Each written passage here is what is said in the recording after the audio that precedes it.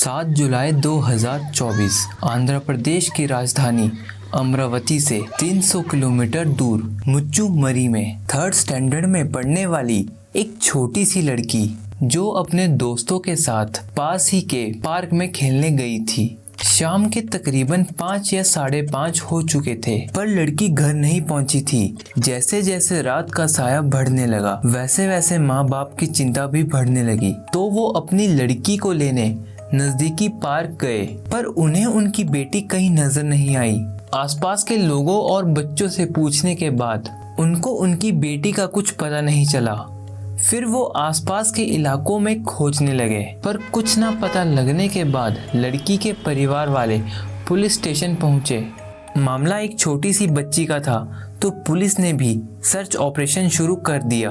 Police की team उस लड़की को पार्क अथवा आसपास के इलाकों में खोजने लगी, लेकिन काफी खोजने के बाद बच्ची का कुछ पता नहीं लगा। 10 जुलाई 2024 अब सर्च ऑपरेशन चलते चलते 2 दिन बीत चुके थे और अभी तक कोई भी सबूत पुलिस के हाथ नहीं लगा था कि आखिर बच्ची गई तो गई कहां। पुलिस टीम के काफी प्रयास करने के बाद भी उस छोटी सी बच्ची का कुछ पता नहीं लगा। तो फिर इस केस की और गहराई में जाने के लिए K9 ऑपरेशन शुरू कर दिया। डॉग स्क्वाड इंसान की बॉडी के कपड़े को स्मेल करके उसका पता लगा देता है। पुलिस ने बच्ची के घर वालों से उसका पहना हुआ कपड़ा मांगा ताकि डॉग उसके कपड़ों को सूंघकर उसका पता लगा सके। स्निफर डॉग आमतौर पर कुछ घंटे या कुछ दिनों से गुम हुए लोगों का पता लगा सकता है, तो उस छोटी सी लड़की के मिलने के चांस ज्यादा थे। और साथ ही साथ पुलिस की टीम उस एरिया को मार्क कर रही थी। इसी के बीच गांव के काफी सारे लोग पुलिस की मदद कर रहे थे ताकि वो बच्ची जल्द से जल्द मिल जाए।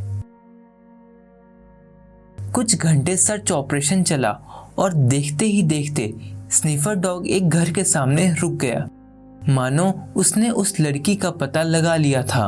बिना देरी किए पुलिस की टीम उस घर की तलाशी लेने लग गई। उन्हें बच्ची तो नहीं मिली, पर उसी के स्कूल में पढ़ने वाला एक 12 साल का लड़का मिला। अब स्निफर डॉग उस घर के सामने रुका है, तो वो बेवजह तो नहीं रुका होगा। बस वहीं से पुलिस को शक उसकी फैमिली पर होने लगा। पुलिस ने शुरुआत 12 साल के लड़के से की, क्योंकि बच्चे तो भगवान का रूप होते हैं और वो कभी झूठ नहीं कहते। पर लड़के के हाव भाव एकदम से बदल गए, जिससे पुलिस का शक और मजबूत हो गया। शुरुआत में तो उस लड़के ने अज्ञान बनने की कोशिश की कि उसे कुछ नहीं पता।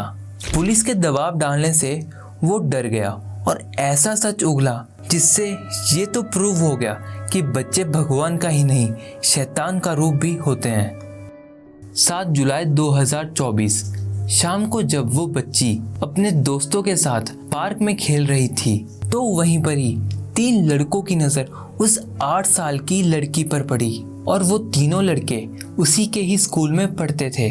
उनमें से 2 लड़के जो 12 साल के थे और 7वीं में पढ़ते थे, और एक लड़का जो कि 13 साल का था और 8वीं में पढ़ता था।